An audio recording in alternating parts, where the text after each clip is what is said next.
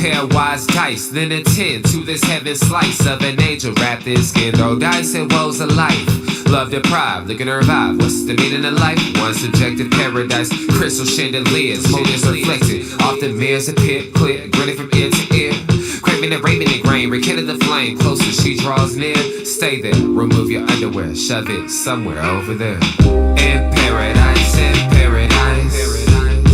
we know our purpose. In paradise, we know what our worth is. In paradise, we manifest dreams. In paradise, truth is what you can see. Boom, yes it is. The truth is what you can see. Hello everybody and welcome to this edition of the Unpopular Hour. Of course, I'm your host, Matt Clark. And today we were supposed to be at George's Happy Hog, but we are at the house today because of the weather. And then I've got some things that I have to do today as soon as I get off air. And then on top of that, the Thunder game is tonight. So then tomorrow we're going to be out and about. So apologize for today. We're not, sorry, I'm trying to get everything done over here on my stuff. It's kind of crazy because you have to do everything one step at a time. But anyway, if you want to go to YouTube, search the Unpopular Hour, Matt Clark. If you'll do that, that will help us tremendously. Like, subscribe, hit notifications, and you can also comment and ask any questions that you want to ask. I can pop it up on my screen and see it right away. Also, after the storm, our OKC Thunder post-game analysis show, you can pull that up as well. And like I said, after the storm, OKC Thunder, like, subscribe, hit notifications. You can ask any questions that you might have for us on that, or make any comments about things that we are talking about. So your interaction would be greatly appreciated. And so if you want to do that, I would not be upset. Anyway, the Thunder took care of business last night against the Pelicans, 119-112, improving to 51-21 or 50-21. Great win by the Thunder. They are, we talk about this 8-game stretch that they have coming up. And through 2 games, we're 1-1, which is about what I figured, you're going to have to be. You got to win the games you're supposed to win. Now, tonight, of course, we have a huge game tonight, the Thunder, which is something that, you've got to take care of business tonight. You've got to, because we played the Rockets, and right now it's a 2-1 advantage. Remember, they spanked us big time in Houston. We came back and beat them, so it's going to be a rubber match. But Houston has won 9 in a row. They are a game out of 10th spot for that play-in game, so they're really looking forward to trying to get in there, get at us, and they'd like to even the series at 2-2. They're an up-and-coming team, and I believe they are one of the best teams, young teams in the league, along with us, even though we are considerably better because they don't have an SGA. They have guys who can be a J-Dub, and they don't have a Chet, even though they do have Smith, who I thought that I wanted, but I'm not unhappy about getting Chet at all. Anyway, we play the Rockets tonight. They're 36-35. Nobody expected them to win. I want to go back and look at what their over-under is. I don't believe it was even close to 30-something games. But of course, when you get a coach who knows how to coach, and you get a point guard who knows what he needs to do as far as distributing, and then you get some players who are athletic who can run up and down the floor, and then you get a couple defensive guys, hey, that's what you do. And your coach puts the players in the right position to make them win, unlike the coach that we have, and they understand talent and understand who's supposed to be in charge and who's running what. That's what they are, and that's why they are 36-35. The Thunder are 50-21. We're minus 6-point favorites tonight. Over-unders 230.5, and I got Drew Henthorn did give us his picks for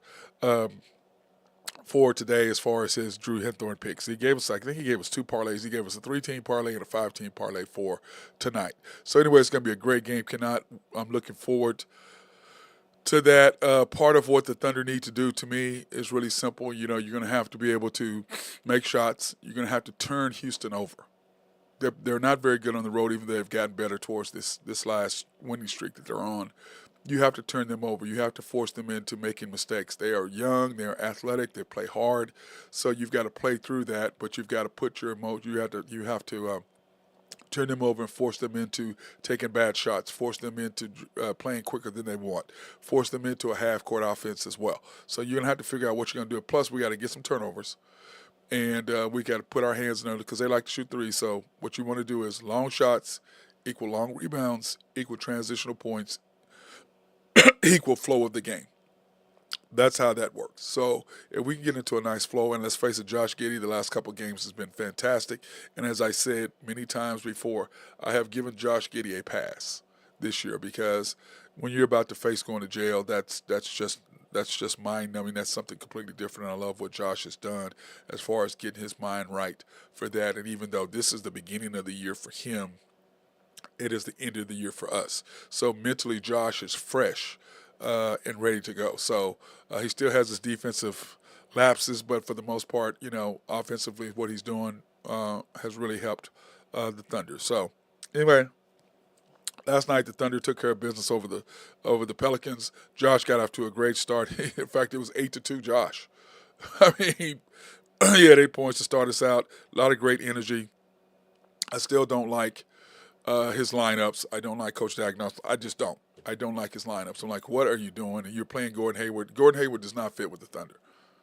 He just doesn't. He was a great player, but he's too old. Muscala does not fit with the Thunder. Lenny Waters does not fit with the Thunder. We're trying to win. You've got to play your players. We're in playoff mode right now. We have 11 games left. You're in playoff mode. You're in playoff mode. You have to. Other teams are in playoff mode because the Denver Nuggets aren't wasting time trying to develop. They are trying to win to get home court advantage. The Thunder have to change management and coaching staff have to change their mentality and try to win. Now, they did do something really different last night. They played SGA, pulled him out, left J-Dub in, put SGA back in at the end of the quarter, which he still got to play his 17 minutes in the second quarter or second half or whatever, but he did start the second quarter.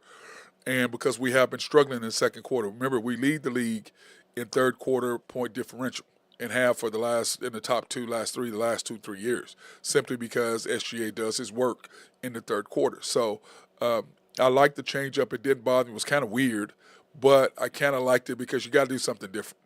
But to me, not playing Wiggins and getting away with a victory was nice. Wiggins has got to play. I like Kendrick Williams a lot, but he is not Aaron Wiggins.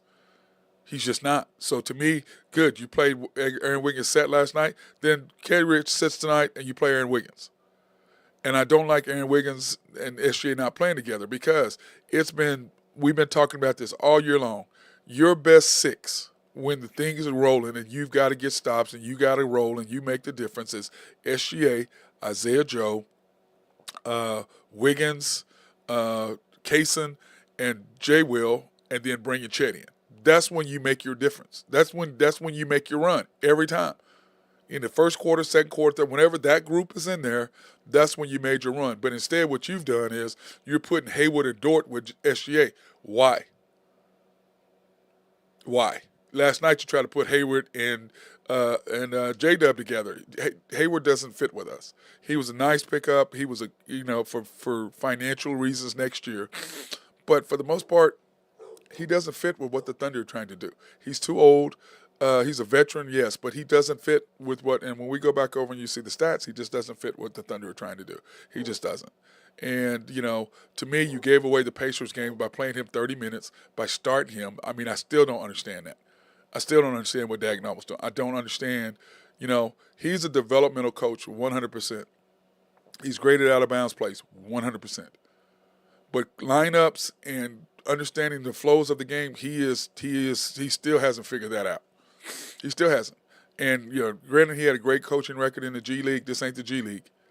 20-point leads mean nothing. Like the Thunder blew a 20-point lead last night, so what? Doesn't mean anything. 20-point leads in the NBA mean zero. They go away just like that because the guys can shoot, the guys can rebound, the guys can move. It just doesn't mean a whole lot. It really doesn't.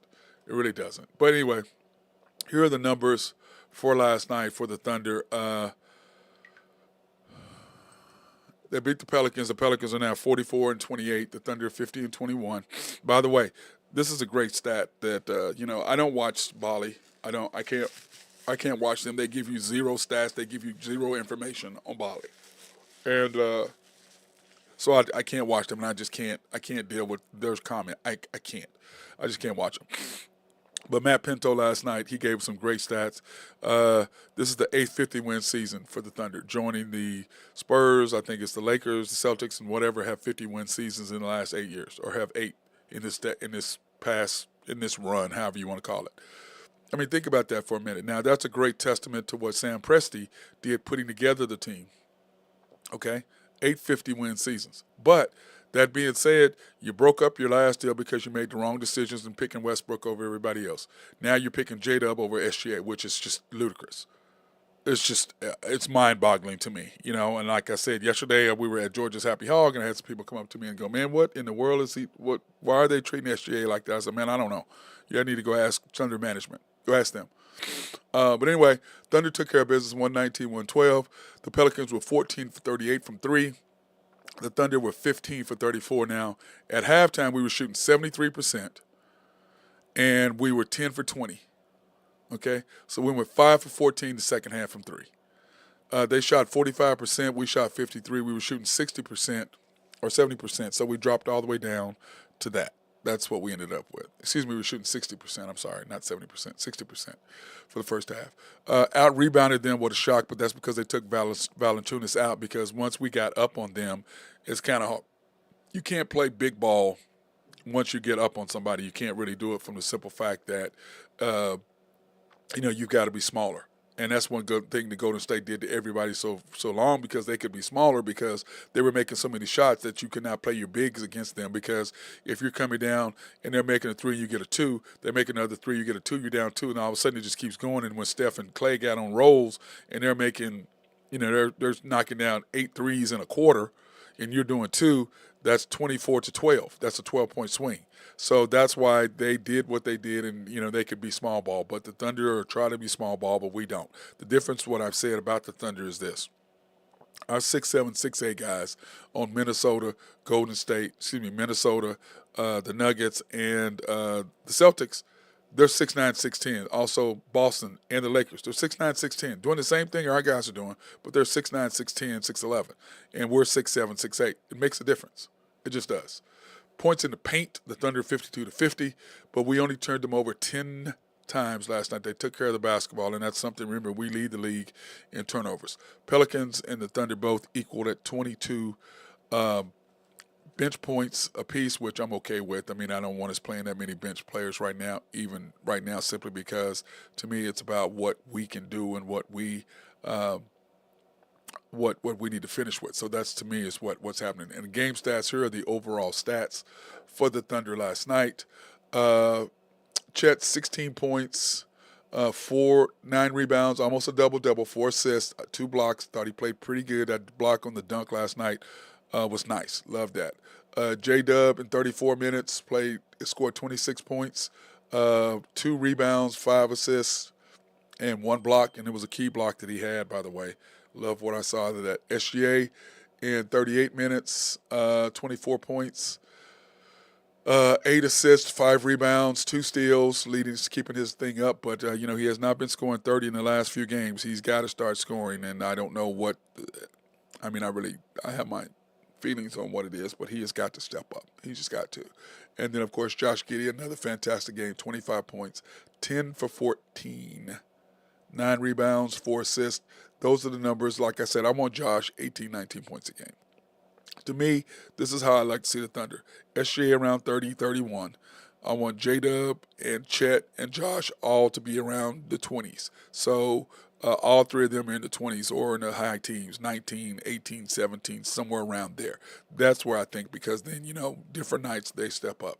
And then, of course, Dort shooting exact time. Remember I said I don't want him shooting more than 6, 7 times a game, and he only shot 6 times, 1 for 4. When he tries to go create, it's just, stop it. You're not a creator. You're not a creator. And I just wish we'd get a coach to put him in his place. That would really, really help me out and make me feel good. But anyway, the second half, Thunder came out just flat. I didn't like what I saw from the Thunder in the third quarter. They just went on a run on us, and they had scored 8 straight points. And, we've got to stop that. We've got to stop doing that. I mean, we've got to figure it out. But then once again, what happened is then you bring in Hayward for Josh, and then Jay Will for Chet,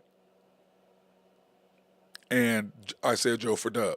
And after that, the Thunder's it just snowballed from there. It really did. To me, it's lineups.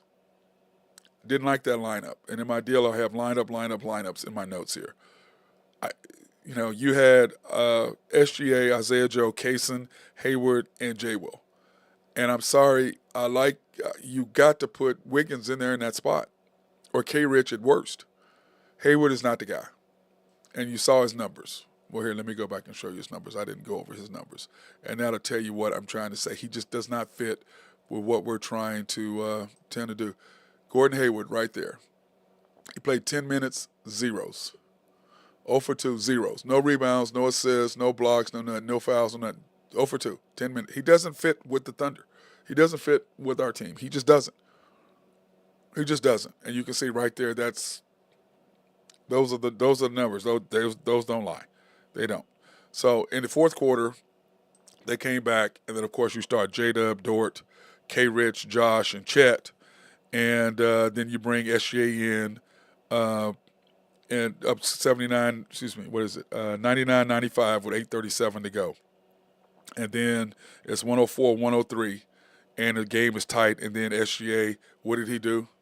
He does, or it's 109, 108 or something like that, whatever. And what does SGA do? Hits a three, gets a steal, hits Dort, Dort hits a three. That's what he does. Those are the little things that an average person, you guys, don't see. But those are things that I see. He got the steal, or he knocked the three, he gets the steal immediately on the other end, and then we come back and knock another three. That's 6 points. Game's over.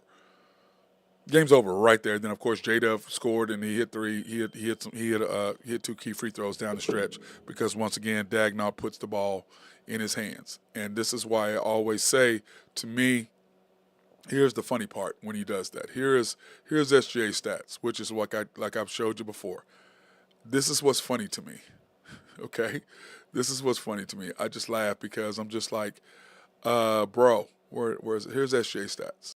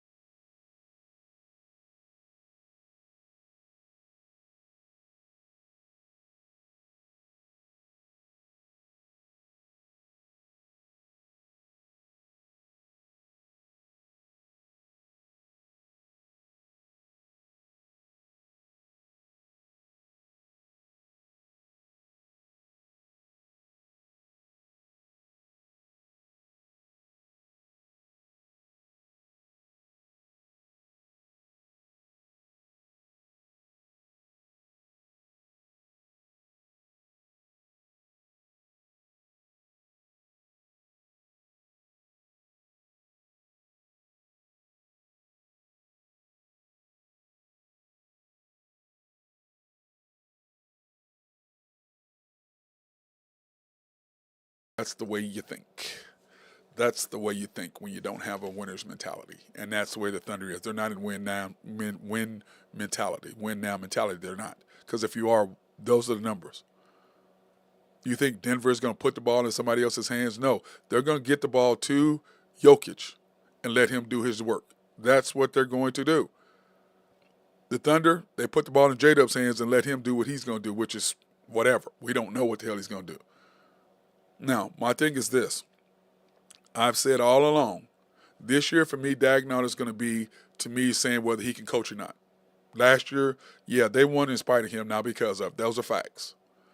This year, they're winning in spite of him again because he's dividing the team. It's like when you watch Bally's, all those guys are at the end of interviews, and I'm like, what the hell are y'all doing? You see all five guys up there, J-Dub, orchestrating everything. Why the hell I don't care about none of y'all. I want to see Wiggins was in there. He don't even play. He didn't play. Why are you in this photo? Why are you in this interview? Give me the player who won, who's the best player of the game. That's what I want to talk to. Rest of y'all take your ass to the locker room. It's like when Jay Will was over there with SGA. Look, dude, this is national TV. This ain't this Bali stuff. This ain't this Bush League stuff that you got over. Get your ass away from the damn screen. This is national TV. Don't embarrass us. This ain't Bali. They're there to interview SGA, not you. SGA is not going to walk over there. You're going to carry SGA over there so he can be there and be behind J-Dub, who is their player of the game. Not national player of the game, but Bali player of the game. Why is that? Because the Thunder are promoting J-Dub. Why is J-Dub's stats going up? SGA's and everybody else is going down? Because you created chaos in the locker room, and that's what it is. And you can look at the numbers. The one who's happy and who's getting excited, he's the one that's performing. Everybody else is dropping down because the Thunder are creating chaos. Now, you can like me, you can be mad at me all you want to, but just watch for yourself. You can do whatever you want. Watch for yourself. Pay attention. See who has the ball at the end. See who they put the ball in whose hands. And you as a fan, who do you think your best player is? Do you want the ball in your ask yourself, do you want the ball in your best, the person who you think is the best player? Is that what you want? Because if you're a coach, and I was a coach, I'm going to put the ball in my best player's hands that gives me the best chance to win. That's what I'm going to do. The Thunder put the ball in J-Dub's hands because they're building for the future. They're not trying to win now, just like the Athletics said. They're not. Because if you are, how the hell do you – I just gave you a stat. He leads the NBA in clutch time field goal percentage, and you don't put the ball in his hands. Leads the NBA in clutch time on, and you don't have the ball in his hands. What does that tell you about your coaching staff and your administration? They're not trying to win. They're just not. Now, that being said, let's look over some NBA scores last night. The Warriors beat the Heat. I mean, they're trying to hang on to that ninth spot. The Lakers, nice win, coming back from down 20 in the fourth quarter. LeBron did not play, and they're 6-4, by the way, without LeBron playing. Isn't that interesting? I'm not a LeBron fan. I'm just not. Thunder took care of business over the Pelicans, and remember, not everybody played for the Pelicans last night, and I believe that they did that. Brandon Ingram did not play, and I think the reason why he didn't is because they know they're going to probably see the Thunder again, and they want as many looks as they possibly can get with that matchup. I mean, why give the Thunder as many looks as far as what you're going to do? Because they're playing a lot better now than they were earlier in the year. So, to me, that was a nice strategic move by them because it's not going to hurt them one game, one loss or whatever. If they were to lose, it's not going to hurt them where their standings are. They're still sitting where they're at because of what they have coming left. And then the Mavericks, man, I tell you what, they are scary right now. They are really scary. Those two together, Kyrie and Luka. And everybody talks about they don't play defense. Well, hell, if you're scoring a bunch of points, you ain't got to worry about defense that much. Now, in the playoffs, it is going to matter because you have to be hot like that. In 7 games, at least 4 games, you have to be hot like the way you are right now in order to get that done. I don't know if the Mavericks can stay that hot. But when you look at the NBA standings and where did that put them in the West? The Mavericks are sitting in 6th. They're 1 game now behind the Pelicans. They're in. They don't have to worry about doing the play-in right now, so they're in. The Clippers and the Pelicans are a half game back for 4th place. The Mavericks are a game and a half back from 4th place. The Kings are 3.5 back from 4th place. The Suns are 3.5 back from 4th place. So they all got to play each other. So that's going to be a night. That's going to be a run. And the problem with the Thunder is we have to play the Mavs. We have to play the Suns again. We have to play both of them and the Rockets. And the Rockets, you see, are in 11 trying to slide in their game behind the Rockets. So we've got the Mavs left. We've got the Suns left. We've got the Rockets left out of our 11 games, those 3 deals. And then the other side, you still have, excuse me, you still have the Bucks left. You have the Knicks left. You have the Pacers left. You have the Sixers left. And you have the Celtics left. So that's 8 of your last 11 games. That's who you have.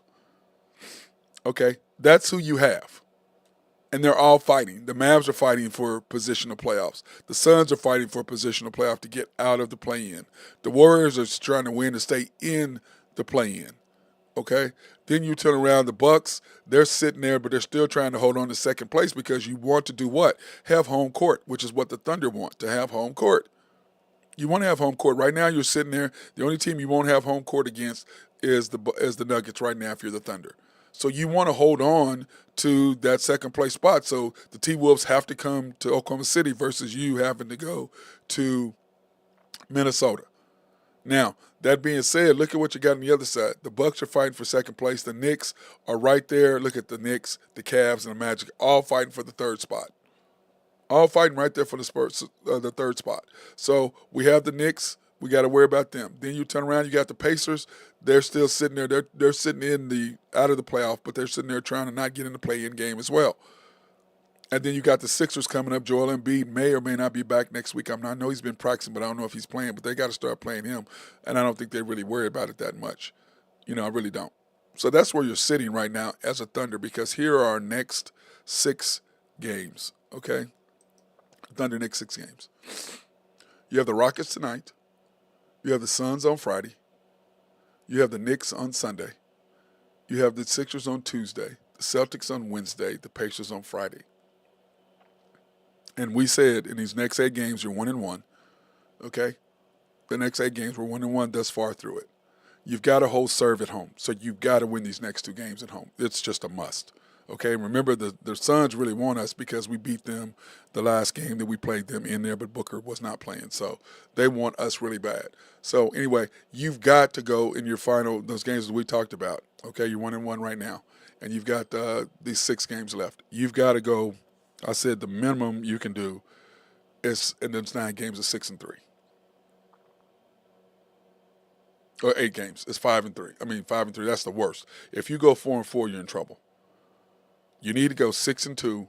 You need to handle your business at home, and therefore, if you handle your business at home right now, you're 3-1 with those 4 games left. At the Knicks, at the Sixers. You can get the Knicks and maybe the Sixers. And the Celtics want us really bad, and we owe the Pacers. So I think you got to beat the Pacers. You got an option to beat the Knicks. You can beat the Sixers, and the question is what the Celtics are going to do, because they are where they are at that particular point. And then you have your last 5 games at home, which is a good thing for us, because at the only game we really got to worry about, really the tough. We have 3 tough games really. You have the Kings, you have the Bucks, and you have the Mavs. Okay, and the question is where the Bucks are going to be at that point, end of the season. Do they need to play guys, or they're resting guys for the playoffs, or where they're going to be? The Mavs, they're going to be coming hard simply because they've got to be able to win a game. You know where they're going to be around that play-in game, so they're going to want to not be in a play-in game. So you know they're going to come at us. And then you have the Bucks, like I said, depends on where they are, and then the Kings, they're going to be in the same spot. So those 3 games, you know for sure the Kings and the Mavs, you know it's going to be a dogfight. You know that. But you are at home, and you can handle your business there, and that's what matters, okay? That's what matters. So when you sit there and you look at where the Thunder are and where they can be and what they can do, we're sitting in a really, really good spot. But like I said, I want us to have home court advantage, because you being the number 2 seed or number 1 seed, preferably number 1 seed, because then you have the overall number 1 seed, so you're playing games at home. And what are we, 28-7, I think, at home? I think that's right. I think we're 28-7 at home, something like that. So that's the advantage that you have to have. So I want to take this opportunity to thank our sponsors, Collaborative Logic. SRB. If you have any needs for engineering, surveying, or planning, hit my guy Mark Long up. He is the dude for that over at Smith Roberts. Hit my guy up. They love to be behind the scenes, to do any kind of work for you. If you got complex that you're building, or water sewage plant or anything like that, they can take care of that and make sure everything is going to be laid out and run smoothly. Collaborative Logic, needs for computers, software, networking, or website design. They are the people to hit up, and I love them, because they come in and they do my stuff remotely. If there's software involved, they can come in remotely and fix whatever needs to be done. Oak Grove Trucking and my guy Jose Fierro. If you have needs for dirt, rock, or sand to be moved, he is the man. YNB, family owned and operated since 1912. They are the bank that makes things happen. They're an equal housing lender, a member of the FDIC, and proud sponsor for us to go out and support women, minority, and black-owned businesses in the Oklahoma City area. They are amazing for that. And then, of course, you can pre-qualify online at www.ynbok.com, or you can go in and see them at the main location at 401M, which we'll be there Friday, by the way. Is that Friday? Yeah, we'll be there Friday at the main bank. If you want to stop in to see us and make any comments, you can do that Friday. We'll be at the main bank in downtown Yukon, 401 Elm, YB East, which is off the Parkway and 66 to 39th Expressway, YB Mustang, which is 218 North Mustang Road in Mustang, America, YB Parkway, which is off Garth Brooks and I-40, just south of I-40, right in front of the hospital. You cannot miss it. And then YB Peoples, located in Bethany on 23rd between Rockwell and MacArthur. And then Shelter Insurance, the Mark Pemberton Agency, located 4609 Southeast 29th in Dale City, America, 405-670-2424. They're open Monday through Thursday, 9 to 5. Closed Fridays from 9 to 1, and then closed Saturdays and Sundays. So go by and see them during the week. Proudly serving the Middale area since 1982. Now, my guy Drew Hinthorn has of Husker Drew Picks. He sent me these parlays. Okay, Drew sent us some parlays, and I hate parlays personally myself because it's so stressful. Because you can be up in that last game. That last game gets you every time, and it's always something fluke that happens. But on the flip side of that, boy, I tell you what, if you get in the right deal, it really makes a huge difference, and you can make some money. So anyway, Drew's 3-team parlay, he has High Point plus 1.5, VCU at plus 8, and UNLV tonight plus 6, and of course those are in the NITs. That's what those are. And then the 5-team parlay is what he has as well, which is the Magic minus 4.5, the Sixers plus 6, the Lakers, of course, minus 4.5, and they're playing back to back, which I don't know about that, Drew. I mean, I hope that's not a family thing, but playing Memphis, LeBron is playing tonight, and then of course he's taking the over Suns and the Nuggets, which I'm sure they're going to go over 227.5, and then the Rockets and the Thunders, he's taking the over because I agree with him. I think they're going to be scoring. I think they're going to be going up and down the court. But SGA needs a 30-point night. He doesn't. He needs to get off this. What is he? 5 or 6 games he's shot.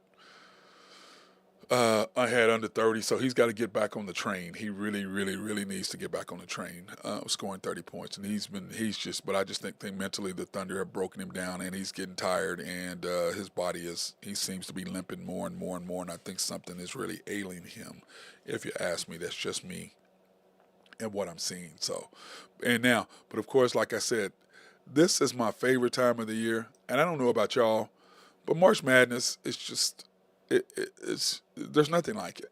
It really isn't. It's just it's playing, it's teams, anybody can beat anybody. It's just, to me, it's just the best time of the year.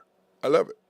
The only thing that really rivals me is the World Cup, and I'm talking because the playoffs, the NFL playoff, the playoffs for the NFL are once a week. Okay, so to me that's really not. That's once a week. You play once. Whereas on March Madness, you play once, you play twice. You skip a whole week to rest, but then you play twice. So you can lose in any one of those games. Whereas the NFL is one time and you're done. And you got a whole week, and I just it's just not quite as a deal. Whereas the World Cup is just I just like it because you only see it once every 4 years. And I'm not that big of a fan of the Olympics because it depends on who the hell's on the team. And I don't like our USA team. You got they got LeBron, they've got Steph, they got KD. But who are you going to put with that? Who are you going to put with them? Okay, that's what matters. Okay, that's what matters.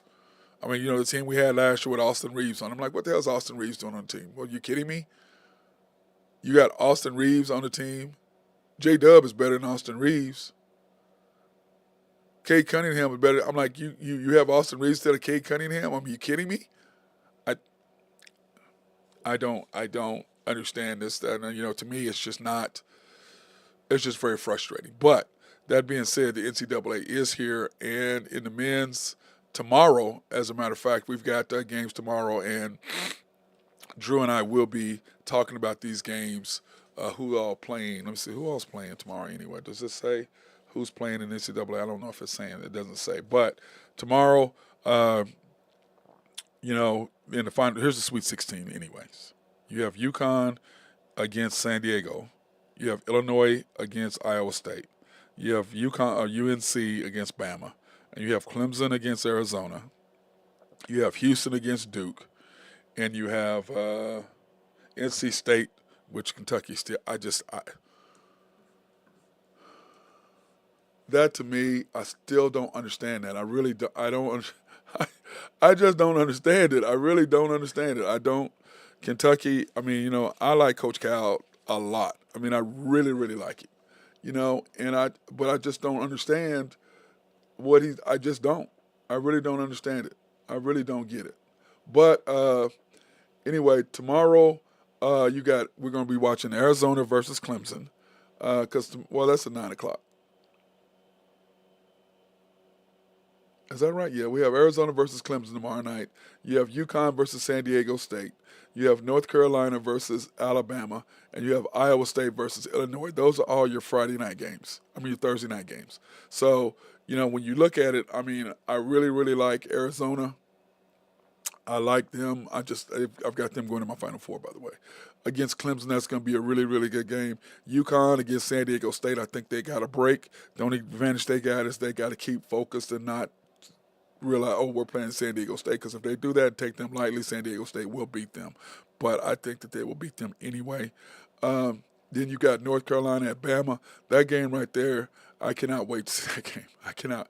I'm excited about that game. I really, really am about watching North Carolina and Bama. And that's at 9:30 on CBS. So I will be sitting somewhere watching that game tomorrow night, because that's going to be a game. And then Iowa State versus Illy on Friday. On that night, I'm going to be watching that. And then on Friday, man, you got Marquette versus North Carolina State. You got Purdue and Gonzaga, which is going to be a great game, I think. Houston versus Duke, and Tennessee and Creighton. And, of course, we have a big stake in that, Oklahoma City, watching our boy Trey Alexander from Heritage Hall playing at Creighton. So that's going to be a good game right there. But tomorrow, like I said, we've got Arizona versus Clemson. I'm excited about that. And UConn, San Diego State, North Carolina, Bama, Iowa State, Illinois are all tomorrow. And remember, Illinois' coach could have been Oklahoma State's coach. But, of course, our wonderful AD did not like it and did not want that, which to me to this day still just irks me. It just irks me. But anyway, we won't have any games until Friday for that. So we won't have any games. It'll be, Friday, Sunday, Saturday, Monday are the games that we'll have for the women's bracket. And when you pull up the women's bracket, here's what you got right here for the women. And like I said, I cannot wait. You got Thursday's games are South Carolina and Indiana. That's going to be a hell of a game. I cannot wait for that. Then you've got, who else do you have? You have Oregon State, Notre Dame. That's going to be at 1:30. So we'll be able to watch these games during the daytime when we're at, well, let me see, I'll be at UConn, and I'll be in UConn on Friday. So anyway, Oregon State and Notre Dame, I'll be excited to see that. Let me see, what other games do we have on the 29th? Texas at Gonzaga, that's going to be a hell of a game right there. I'm excited about seeing that. And then NC State at Stanford. So we've got some really good games going on Friday in the NCAA. So I'm going to be excited about that. So the women's tournament, to me, has gone up in stature. I like the fact that the women aren't getting the notoriety that they should, because women's basketball has always been pretty good, but now the girls are so much more athletic. They're faster, they're taller, they can move well, they can shoot the three. They've got great moves to the basket. They're not just sitting there shooting a bunch of set shots. A lot of girls shoot jump shots now. So the athleticism, the skill of play is way up in women's basketball, and I really, really like that a lot. And I do watching women's, and so that's going to be exciting as well on Friday, Sunday. So we've got men's Thursday, Saturday, and then we've got women's Friday, Sunday, and Saturday, Monday. So the women's are skip a day for that. So that's going to be exciting. I cannot wait. And they do play in the daytime. Men are playing at night. So that's going to be ready. That way you can just watch basketball all day. Women's basketball in the morning, in the afternoons, and then men's basketball at night. So it's going to be exciting. Cannot wait. Like I said, this is my favorite time of the year. But still, I will reveal my deals after this. But my Final Four, I've talked about it, UConn, Zona, and right now I had Oregon, but clearly that's not going to happen. So I'm either going to have to switch that out, and I'm going to have to go somewhere else on that. I don't know which one I'm going to go at, but I'll probably – Zach Edey is on a mission. I'm going to go ahead and give it to Edey. even though I got the Zags beating them, I actually got the Zags beating them in Elite Eight. Is who I have, and then them beating and then Oregon beating them. So I'm gonna go with the Zags. Since Oregon's not in, I'm gonna go with the Zags getting into my Final Four along with Houston at the top of the bracket, and then Houston and Zona playing against each other with Houston as the winner. I'm giving Kelvin Sampson my nod as the. I'm giving Kelvin my nod as the national champions, not because I love Houston so much and my grandson lives in Houston, but yeah, on the other side of that, yes I do. I kind of take that. But that being said, I'm excited about it. I like what I'm seeing. I like the whole attitude of what's going on right now. I'm pumped up. So we're going to hopefully continue to see this grow. Women's basketball continue to grow, and as men are continually doing what they're doing as far as not being seen is not the word, but you don't know who the hell's on your team. You don't know who's playing from week to week. You don't know, oh, are you on my team? Oh, this is somebody transfer portal. It's just a mess. It's just a mess. They really need to do something to fix that. So, but anyway, that being said, I told you we're going to have a short deal today because I've got some stuff I've got to do and get some things done. So that being said, I want to thank everybody for watching this edition of the Unpopular Hour. Hey, stay out there, be safe, stay warm. Hey, Thunder up tonight. Huge game against Houston. Everybody go to the game and let's support our Thunder. That being